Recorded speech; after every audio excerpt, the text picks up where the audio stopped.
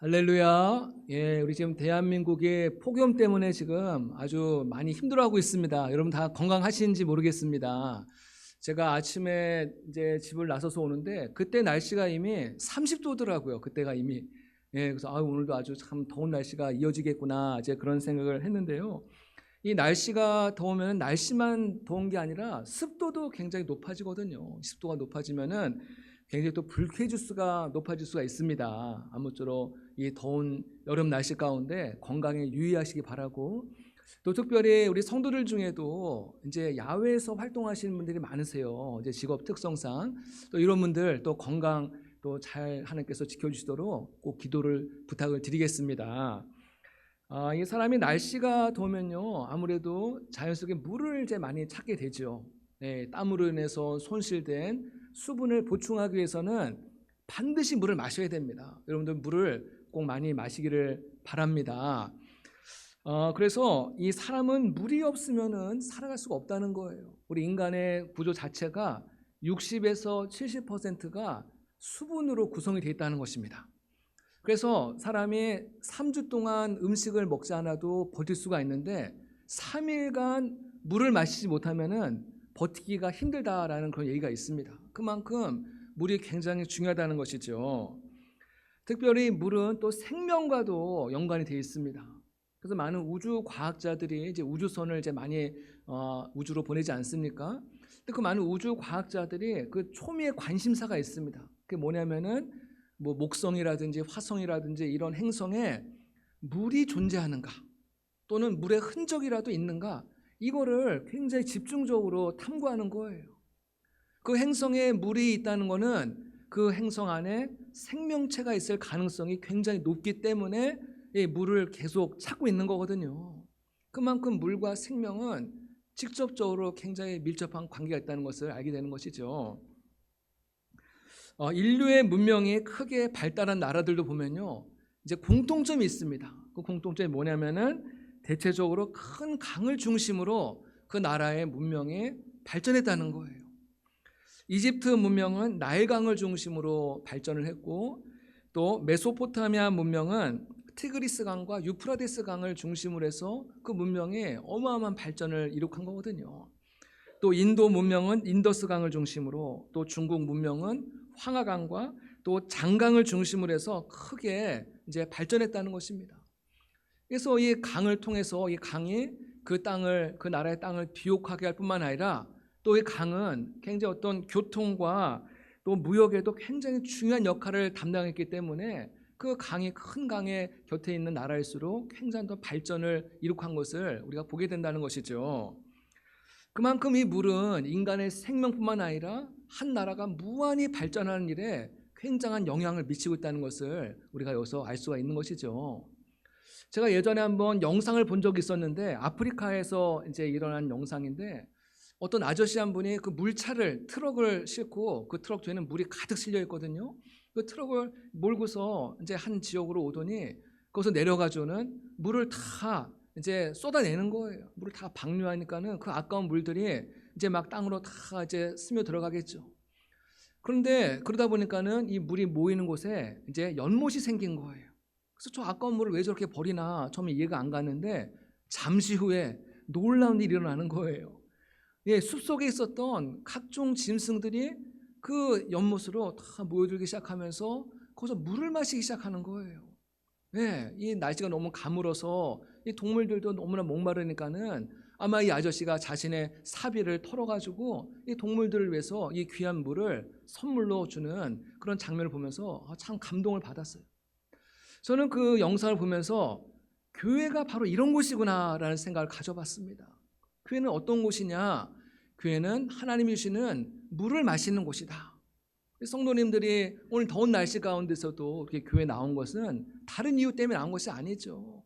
주님께서 주시는 은혜의 물을 마시기 위해서 이 자리에 온 줄로 믿습니다. 그래서 이 교회의 뭐 겉모습이 뭐 굉장히 화려하거나 세련되지 않다 할지라도 이 안에서 하나님의 은혜의 생수의 강이 흐르면은 사람들은 이 교회로 모여온다는 것이죠. 우리 간혹 전국적으로 유명한 맛집을 한번 방문하신 분들이 계실지 모르겠는데요, 그 집에 가보면은 집도 너무나도 초라하고 허술하고 그런데도 그 맛이 소문이 나니까는 전국에서 사람들이 몰려오더라는 것이죠. 우리 산남교회가 하나님의 은혜의 강이 흐르는 교회가 되어서 우리 많은 성도들이 이곳에서 해가람을 얻고 하나님의 은혜가 충만한 교회가 되기를 주님의 이름으로 축복합니다. 특별히 이스라엘은요, 물이 굉장히 귀한 나라입니다. 한 해에 이 강수량이 600ml밖에 안 된다는 거예요. 참고로 한국은 1년 동안에 한 해 강수량이 1200에서 1500ml. 그러니까 이스라엘이 우리나라의 절반 수준밖에 안 되는 거거든요. 여러분, 근데 이 비라는 것은 사람이 노력하고 애쓴다고 해서 비가 오드나요? 아니죠. 이 비는 전적으로 하나님께 속한 영역이고 하나님께서 은혜를 베풀어야지만이 비가 오는 거예요. 그래서 구약 성경의 곳곳에 보면은 이 하나님의 은혜, 하나님의 은총을 주로 물이라든지 비에 비유하는 경우들이 많이 있습니다. 우리 신명기 11장 14절 말씀, 우리 성도들 중에 이제 기도할 때 이 말씀을 인용하는 분들이 종종 계시는데 우리 한번 읽어볼까요? 여호와께서 너희의 땅에 이른 비, 늦은 비를 적당한 때에 내리시리니 너희가 곡식과 포도주와 기름을 얻을 것이요. 예, 우리 기도할 때 가끔씩 우리에게 이른 비와 늦은 비의 축복을 허락해달라고 기도하지 않습니까? 이 말씀에 근거한 말씀이에요. 또 그런가 하면 이 은혜의 물은 우리의 삶을 윤택하게 하고 풍성하게 하는 또 그런 효과가 있다는 거예요. 이사야서 58장 11절의 말씀 같이 읽어보겠습니다. 여호와가 너를 항상 인도하여 메마른 곳에서도 내 영혼을 만족하게 하며 내 뼈를 견고하게 하리니 너는 물된 동산 같겠고 물이 끊어지지 아니하는 샘 같을 것이라. 아멘. 너무 이 말씀 자체만 봐도 너무나 은혜가 되지 않습니까? 우리의 삶이 물된 동산과 같고 물이 끊어지지 아니하는 샘, 물이 항상 솟아나는 샘과 같을 것이다. 저는 여러분들의 삶이 이런 삶이 되기를 주님의 이름으로 축복합니다. 또 그런가 하면요, 이 물은 우리를 죄에서 깨끗하게 하는 또 그런 기능이 있다는 거예요. 에스겔서 36장 25절의 말씀 같이 읽어보겠습니다. 맑은 물을 너희에게 뿌려서 너희로 정결하게 하되 곧 너희 모든 더러운 곳에서와 모든 우상 숭배에서 너희를 정결하게 할 것이며. 예, 맑은 물, 주님께로부터 나오는 이 맑은 물로 우리의 그 더러움과 우리의 추한 모습을 주님이 다 씻어주신다는 거예요. 예, 우리가 몸이 더러워지면은 세수를 하고 샤워를 하고 목욕을 하는 것처럼 우리가 주님의 은혜 보좌에 나올 때 주님께서 우리의 더러워진 옷을 다 씻겨주시고 우리에게 새로운 옷으로 갈아입혀 주시는 그런 은혜가 있게 될 줄로 믿습니다. 또 그런가 하면요, 에스겔서 47장에 보면요, 이 에스겔 선지자가 참 놀라운 환상을 보는 것을 기록하고 있습니다. 우리가 요즘 새벽 예배 때마다 에스겔 말씀을 읽고 있는데요, 에스겔 선지자가 환상을 보니까는 성전의 그 문지방에서부터 물이 계속 흘러나오기 시작하는 거예요. 그 물이 점점 불어나기 시작하더니 그 물이 큰 강을 이루게 되고 그 강 좌우가에 나무들이 있었는데 이 나무들이 다 이미 죽어버리고 시들어버린 나무였는데 그 강물이 지나가니까는, 성전에서 나온 그 생수의 물이 지나가니까는 그 나무가 다시 살아나고 잎이 열리고 꽃이 피고 또 열매를 거두게 되는 그런 혼란 환상을 보지 않습니까? 예, 은혜의 생수가 우리의 모든 삶에 생명력을 공급하고 우리의 삶을 활기찬 인생으로 변화시키는 능력이 있는 줄로 믿습니다. 저는 이러한 은혜의 강수가 오늘 예배드리는 모든 성도님들의 삶 속에 충만하게 넘쳐나게 되기를 주님의 이름으로 축복합니다. 철학자인 플라톤이 이런 말을 했습니다. 인간의 본성은 마치 물이 새는 항아리와 같다. 물이 새는 항아리와 같다. 여러분, 이 물이 새는 항아리에 물을 채워놓으면 어떻게 되겠습니까? 시간이 지나면은 또 물이 싹 빠져나가는 거예요. 오늘 이곳을 막으면은 내일 저곳에서 물이 새고, 또 저곳을 막으면 또 전혀 생각하지 않았던 또 다른 곳에서 물이 새는 거예요. 어쩌면 우리의 인생은 한평생 동안 채워지지 않은 그 항아리에 끊임없이 물을 부으며 살아가는 인생이 아닌가, 한번 그런 생각을 가져보았습니다. 이처럼 모든 사람은 아무리 채워도 채워지지 않은 그런 목마름을 가지고 살아가는 존재라는 거예요. 어떤 분은 돈에 목마르고 어떤 분은 성공이나 인기나 또 명예에 목마른 사람도 있고요. 어떤 분은 권력에 또 목마른 사람이 있고, 어떤 분은 또 인정받는 것에, 사람들에게 인정받는 것에 목마른 분이 있어요. 또 어떤 분은 세상의 쾌락에 목말라서 살아가는 분들도 많이 있죠. 이 세상의 목마름의 특징은 무엇이냐면은 그것이 잠시 채워지는 것 같지만은 시간이 지날수록 또 공허함과 또 목마름 속에 내몰리게 된다는 것입니다. 왜냐하면 우리의 인생의 본성 자체가 새는 항아리와 같기 때문에 그렇다는 거예요. 미국의 역사상 가장 부유한 사람 가운데 한 사람인 록펠러라는 분이 계시는데요. 이분은 어마어마한 재산을 보유한 분이세요. 어떤 기자가 이 록펠러에게 물어봤어요. 당신은 얼마나 더 가져야지 만족하겠습니까? 예, 이미 너무나 많은 것을 가졌는데 정말 그야말로 천문학적인 그런 돈을 가졌음에도 불구하고 이분이 뭐라고 대답했는 줄 아세요? 조금만 더 가졌으면 좋겠습니다. 그렇게 고백하더라는 거예요. 인간의 욕심은 이렇게 끝이 없는 거예요. 이 목마름은 한이 없다는 것을 우리에게 알려주는 것이죠. 이 목마름은 어디에서부터 온 것입니까? 성경에서 우리 목마름의 그 근본적인 원인이 무엇인지를 우리가 말씀하고 있어요.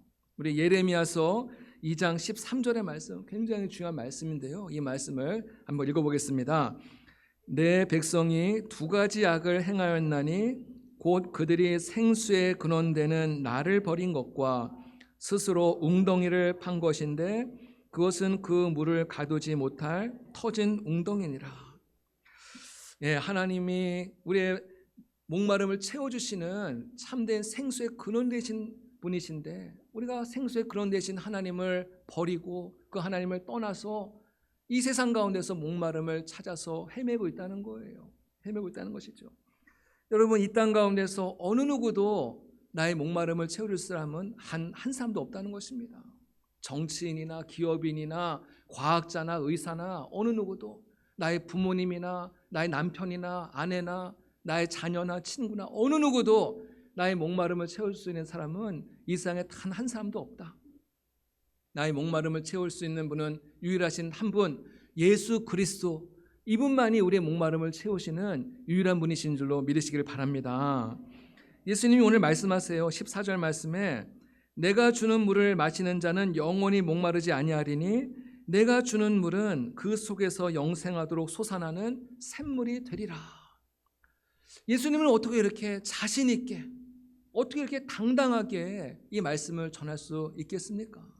그 이유는 예수님이 바로 생수의 근원이시기 때문에, 하나님의 아들 예수 그리스도께서 생수의 근원 되시는 분이시기 때문에 주님께서 주시는 그 물을 마시는 자는 영원히 목마르지 아니할 것이다. 다른 데서 헤매지 말고 나에게 오라는 거예요. 우리를 초대하고 계시는 것이죠. 누구든지 예수님을 만나면은 마치 메마른 땅에 단비가 내리듯이 모든 굳어져서 갈라지고 또 모든 것들이 황폐한 그 땅 가운데 생명이 약동하기 시작을 하고 우리의 삶이 활기차고 능력 있는 삶을 살아가게 될 줄로 믿습니다. 여러분, 어떤 분이 은혜를 받는지 아십니까? 어떤 분이 은혜를 받는가? 교회 오래 다닌 사람, 또 말씀에 대한 지식이 많은 사람, 기도 많이 한다고 해서 은혜 받는 게 아니에요. 어떤 사람이 은혜를 받느냐? 목마른 사람이 은혜를 받는 줄로 믿습니다. 목마른 사람이 은혜를 받는 거예요. 이 목마른 사람은 교회 나오지 마세요 이래도요, 목마른 사람은 교회를 나오는 거예요. 나올 수밖에 없어요. 교회 나오면은 생수가 있기 때문에 안 나올 수가 없는 것이죠. 목마르기 때문에. 제가 이렇게 군대에서 생활해 보면요, 군대에 다 나쁜 점만 있는 것은 아닙니다. 군대에도 좋은 점이 많이 있어요. 군대 가면은 일단 식욕이 좋아집니다. 예, 사회에서는 막 편식하고 이러던 사람도요, 군대 가면 없어서 못 먹지. 예, 이 편식하는 습관도 다 사라지거든요. 한 번은 제가 이제 신병으로 이제 입대를 했는데 이 고참이 이제 신병 왔다고 PX에 가가지고 먹을 걸 잔뜩 사오는 거예요. 잔뜩 사오는데 그 굉장히 낯선 음식이 하나 있어요. 그 낯선 음식, 처음 보는 약간 불량식품 같은 음식 하나 있는데 그 이름이 거기에 뭐라고 써 있냐면, 뭐라고 적혀 있냐면은 근위장조림이라고 써 있습니다. 혹시 근위장조림 아시는 분 계신가요? 지사님 아시네? 웃는 거 보니까. 예, 근위장조림이 뭐냐 했더니 닭똥집이더라고요. 닭똥집. 그래서 순간 이걸 내가 먹어야 되나 말아야 되나 난생 처음 보는 음식이니까 그래도 먹었어요. 저는 태어나서 이렇게 맛있는 닭똥집을 처음 먹어봤습니다. 야, 이게 맛있는 거구나. 군대에 있으면 늘 항상 허기지니까는 모든 음식이 다 맛있는 거예요. 편식이 웬 말입니까? 그 어리송하게 내무반에서 어디서 부설거리는 소리만 나도 혹시 먹을 거 있나 다 고개를 딱 걸려 돌아가요. 이상하게. 그 정도로 군대 가면 모든 그런 편식과 이런 것들이 불평이 다 사라지게 되는데요. 이걸 보면서 은혜도 이와 같다. 은혜도 이와 같다. 우리가 목마른 자가 은혜를 받는 거예요. 목마른 자가. 은혜를 받으면 목말라야 돼요. 성경에도 보면은 목마른 사람들이 결국은 은혜를 받게 되더라는 것이죠. 마가복음 7장에 보면요, 이 수로보니게 여인이 나옵니다. 이방 여인인데 이 여인에게 딸이 하나 있었는데 그 딸이 귀신이 들려가지고 너무나도 고생을 하는 거예요. 그래서 이 여인이 엄마가 예수님께 수소문해서 예수님께 찾아와서 예수님, 내 딸 좀 고쳐주세요 간절히 부탁을 하는데 예수님이 이 여인을 무시하는 거예요. 아는 척도 안 하고 들은 척도 안 하고 그뿐이 아니라 이 여인을 막 이제 개 취급을 하는 거예요. 얼마나 모욕적인 말이 아니겠어요? 만약 일반 사람 같았으면은 예수님께 뭐라고 했을 거예요. 지금 당신 나한테 뭐라고 그랬어요? 다시 한번 말해봐 이러면서 아마 예수님께 막 대들었을지 모르겠습니다. 하지만은 이 엄마는 너무나 목이 마르기 때문에 예수님을 꼭 만나야 되기 때문에 그럴수록 예수님 앞에 더 엎드리는 거예요. 예수님께 이렇게 말씀하잖아요. 네, 맞습니다. 예수님, 저는 개와 같은 여인이에요. 하지만 개들도 주인의 밥상에서 떨어지는 부스러기도 먹잖아요. 주님, 나에게 그 부스러기 같은 은혜라도 좀 주시면 안 되겠어요? 예수님께 막 울면서 이제 달려드니까는 예수님이 그 고백에 마음이 움직이는 거예요. 마음이 움직이고 결국은 그 딸을 고쳐주는 기적을 행하신 줄로 믿습니다. 여러분, 이처럼요, 사람이 목이 마르면은 간절해져요. 간절해집니다. 간절해지게 되면은 간절함으로 주님께 나아가서 정말 그 상한 마음을 갖고 정말 그 깨어진 마음을 갖고 주님께 부르짖으면은 주님의 마음이 움직이는 거예요. 주님의 마음에 감동을 받고 움직이고 그럴 때 놀라운 기적의 역사가 나타나는 줄로 믿습니다. 항상 목마른 마음을 가지고 살아가시길 축복합니다. 목마르다는 것은 내가 굉장히 건강하다는 증거예요. 항상 목마름으로 주 앞에 나와서 주님이 주시는 말씀을 통한 은혜 받으시기를 주님의 이름으로 축복합니다. 요한복음에도 보면요, 이 목마른 사람들의 이야기가 많이 나오는데 특별히 오늘의 말씀 요한복음 4장 바로 앞장에 요한복음 3장 말씀이 나오지 않습니까? 요한복음 3장에 보면은 니고데모라고 하는 분이 예수님을 이제 밤중에 찾아와서 예수님과 이제 대화하는 장면이 나와요. 그리고 그 다음 장에 요한복음 4장에 오늘 수가성 우물가의 여인이 나오는 거거든요. 근데 이 요한복음을 기록한 이 사도 요한은 의도적으로 이 니고데모와 이 여인의 모습을 굉장히 어떤 상반된 모습인데 의도적으로 이것을 비교하면서 우리에게 뭔가 전달하고자 하는 굉장히 중요한 메시지가 있다는 것을 우리가 좀 발견하게 됩니다. 우리 먼저 이 니고데모와 이 여인은 이제 상반된 모습이 있었는데 이 니고데모는 남성이고 우물가의 여인은 여성이죠. 또 니고데모는 그의 이름이 기록되어 있잖아요. 니고데모라는 이름이 있잖아요. 근데 이 여인은 이름이 없어요. 이름을 기록하지 않았어요. 또 니고데모는 유대인이고 이 여인은 이방 여인이죠. 또 니고데모는 상당히 높은 위치에 있는 사람이었습니다. 그 당시에 바리새인이었고 또 산헤드린 공의회 회원이었습니다. 오늘로 말하면은 국회의원과 같은 굉장히 높은 지위에 있는 사람이거든요. 근데 반면에 오늘 수가성 여인은 굉장히 비천한 여인이었다는 거예요. 니고데모는 밤중에 예수님을 찾아왔고 이 여인은 대낮에 예수님을 만난 것을 우리가 보게 됩니다. 여러분, 이렇게 사도 요한이 이렇게 상반된 두 사람의 모습을 통해서 우리에게 뭔가 자꾸 보여주고 싶은 메시지가 있는 거예요. 혹시 그게 보이시나요? 그 메시지가 무엇이냐? 모든 사람들 다 목마르다는 거예요. 모든 사람 다 목마르고 모든 사람은 다 예수님이 필요하다는 거예요. 남자나 여자나 유대인이나 이방인이나 높은 지위에 있는 사람이나 비천한 사람이나 모든 사람들은 다 예수님을 필요하다는 거예요. 이 세상에 예수님을 필요로 하지 않는 사람은 단 한 사람도 없다. 이거를 지금 사도 요한이 우리에게 계속 조명하고자 하는 그 메시지가 바로 그거라는 것이죠. 오늘 말씀에 등장하는 이 여인의 모습을 보면요, 이 평범한 여인이 아니라는 것을 우리가 발견하게 되는데요, 이 여인은 상처가 많은 여인이에요. 정말 감추고 싶은, 숨기고 싶은 그런 과거가 있는 여인이라는 것을 보게 됩니다. 이 여인이 우물을 찾은 그 시간을 보면은 정오의 시간, 우리로 하면 낮 12시의 시간을 말하는데요, 이 중동 지방에서 이 시간은 사람들이 활동하지 않는 시간이거든요. 너무나 뜨거우니까는 집에서 쉬거나 낮잠을 자거나 이러는 시간이지 결코 이제 움직이는 시간이 아니에요. 근데 이 여인은 그 많고 많은 시간 중에서 하필이면 이 정오의 시간을 택해서 우물가에 홀로 나왔다는 것이죠. 왜 그랬을까요? 사람들과 만나기 싫은 거예요. 상종하기 싫은 거예요. 그 안에 있는 그 깊은 상처와 또 아픔 때문에 사람들을 만나기 싫은 거죠. 이런 분의 그 특징을 보면요, 굉장히 경계심이 많고 또 굉장히 방어적이라는 거예요. 이 여인이 예수님과 대화를 할 때도 계속 경계심을 보이지 않습니까? 당신은 어떻게 유대인 남자로서 나에게 물을 달라고 하십니까? 하면서 예수님을 자꾸만 이렇게 경계하고 또 자기 자신을 방어하려고 하는 그런 모습을 우리가 엿볼 수가 있습니다. 하지만 예수님은 시종일관 이 여인에게 눈높이를 맞춰가지고 이 여인과 이제 대화를 시도하는 거예요. 네, 이 여인에게 친절하고 또 부드럽게 또 무례히 행하지 않으면서 인내하면서 이 여인과 계속적으로 대화를 이끌어가는 모습을 보게 됩니다. 그리고 결정적인 순간에 이 여인의 진짜 문제를 직면하게 한다는 거예요. 직면하게 한다는 거예요. 그냥 좋은 이야기하고 끝나는 것이 아니라 여인의 그 가장 근본적인 문제, 진짜 문제가 무엇인지를 드러나게 하는 거예요. 너희 남편을 데리고 오라.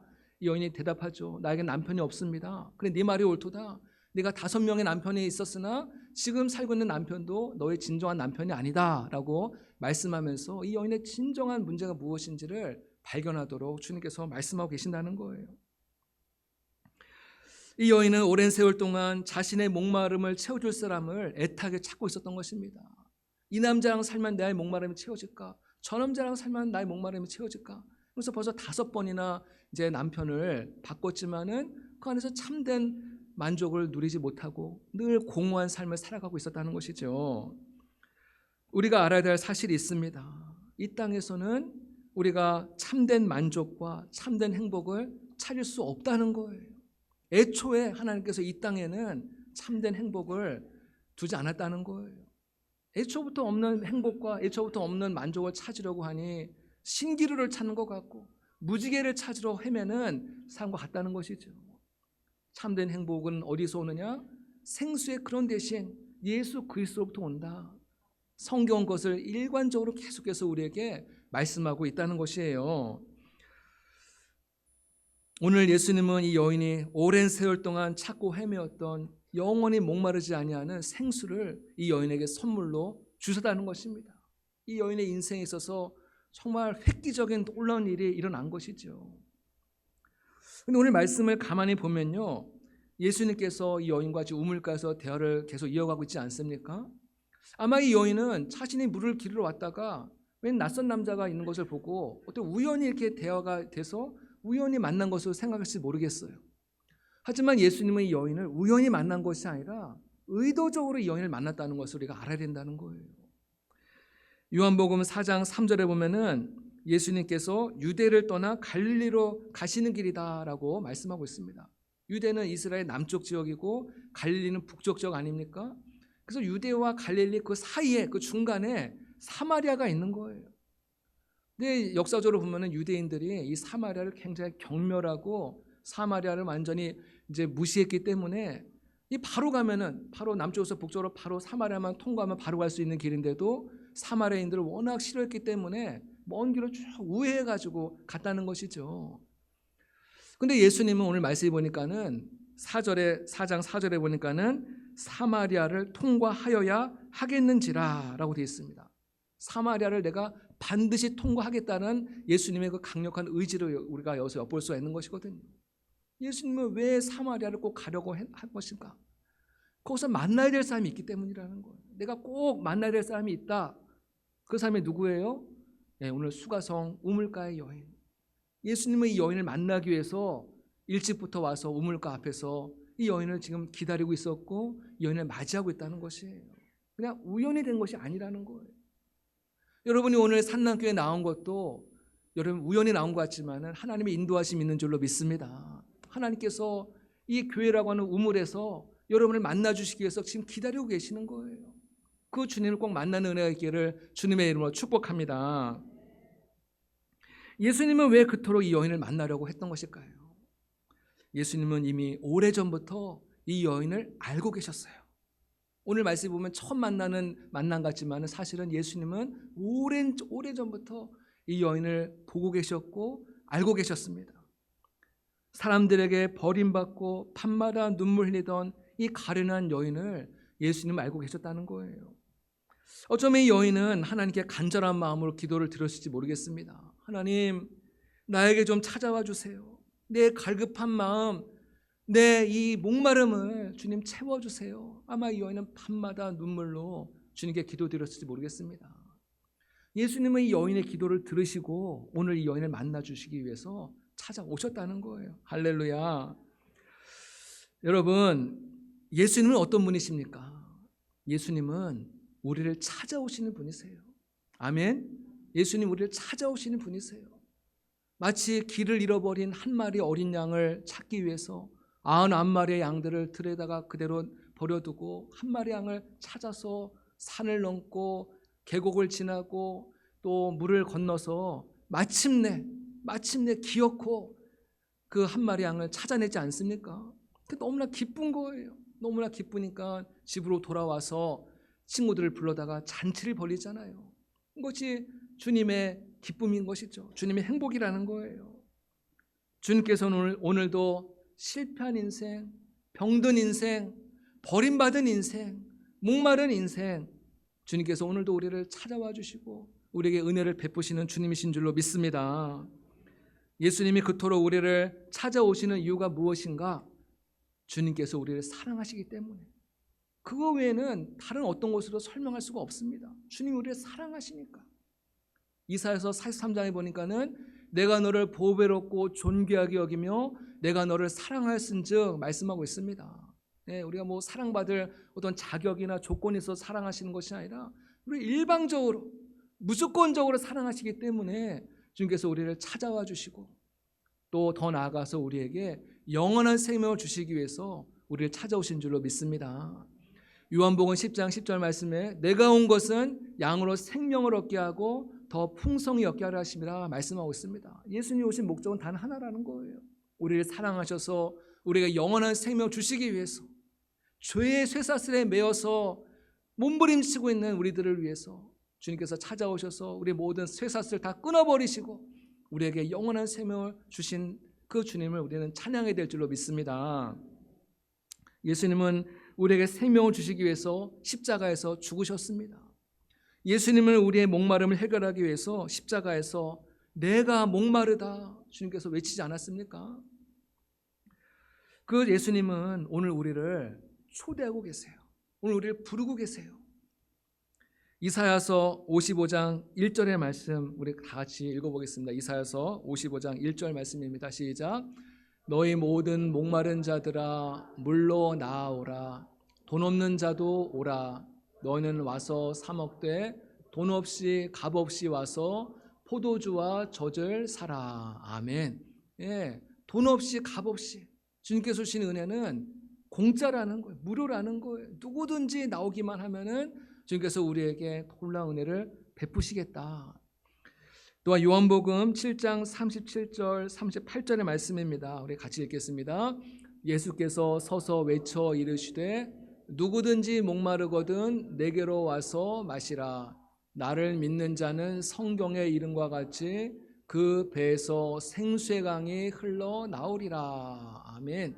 여기도 누구든지 남자나 여자나 또 유대인이나 이방인이나 또 뭐 부자나 가난한 사람이나 어느 누구라도 다 한 사람도 예외 없이 누구든지 예수님께 나오기만 하면은 주님께서 우리에게 생수의 강을 선물로 주시겠다 말씀하고 있습니다.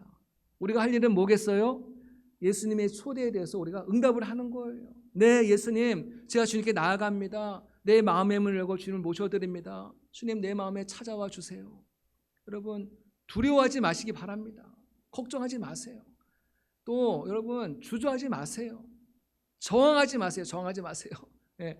예수님, 나 조금만 더 세상에서 좀만 더 즐기다가 돌아갈게요. 그러지 마시고요. 주님께서 초대하실 때 지금 바로 이 자리에서 그 주님을 모셔드리시기를 축복합니다.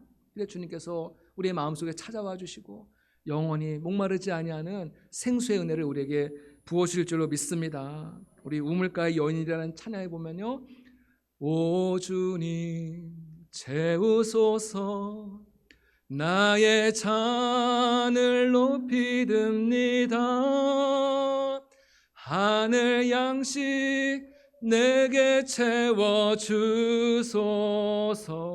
넘치도록 채워주소. 다시 한번 찬양해 볼까요?